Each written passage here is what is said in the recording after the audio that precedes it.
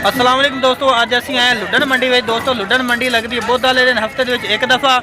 लुडन तो तकरीबन 2 किलोमीटर बहर है करमपुर रोड से। अज असीं आए इम्तियाज़ भाई को लुडन मंडी के बच्चे लैके आए। सर कितने बच्चे लैके आए अज? 10-12 बच्चे हैं। 12 बच्चे आए हैं। कोई बच्चे भी हैं या नहीं? बच्चे सही हो गया। दोस्तों तुम वीडियो आखिर तक देखनी। जिन्होंने दोस्तों ने हाले तक साढ़े चैनल सबसक्राइब नहीं किया, साढ़े चैनल सबसक्राइब करो, नाल घंटी भी दबाओ ताकि हर नवी आने वाली वीडियो तुहाडे तक पहुँचती रहे। लो जी असं तुम इम्तियाज़ भाई के बच्चे दिखा देने हैं। तो सारे चोलिस्तानी ने तुहाडे कोल सारे चोलिस्तानी अज बच्चे लैके आए हैं जनाब। तुम एक एक करके बच्चा दिखा देने, रेट ही पूछने की रेट चल रहा है इन्हों का। तो यह जनाब दसो इसका कितना वजन होना है? जो बच्चा 3.5 मन तो किन्ने मंगते हो? 60,000 रुपये। एदा भी 60,000। एदा भी उन्होंने वजन है कि 4 मन? अच्छा एदा भी उन्होंने वजन है।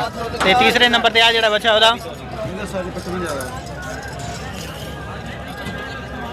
लो जी एदा 55,000 रुपया। तो नाल वजन 3 मन एदा वजन हो गया। चौथे नंबर पर एक और बच्चा इन्होंने को बच्चे माशाल्लाह इन्होंने को सारे बेहतरीन ने और जनाब के अली और गारंटी शुदा इन्हों का माल होगा। है जनाब 55 जी। लो जी एदा ही 55 एदा 55 आज 55 ज़्यादा रेट इन्होंने सारे 55 ठीक हो गया। लो जी दोस्तों ए है ने 8 बच्चे हैं ने।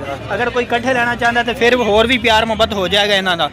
कह रहे हैं कि जो रबता करोगे तो होर मजीद कर लेंगे। तो 55 मगर ने 3-3 4-4 मन के हैं। 3.5 मन के बच्चे हैं। 8 बच्चे रह गए हैं बस यही ने। होर भी है वो जो हूँ लैके आया कोई बच्चे वही इन्ना क वजन है वही 55। एक बार अपना फोन नंबर दस दियो। 0308 6053 450। दोस्तों यह व्हाट्सअप नंबर है। इस नंबर तुम रबता कर सकते हो। सही वाली तो बच्चे भी मिल जाएंगे, बच्चियाँ भी मिल जानिया। जिन्होंने दोस्तों ने खरीदना तुम इस नंबर पर रबता भी कर सकते हो।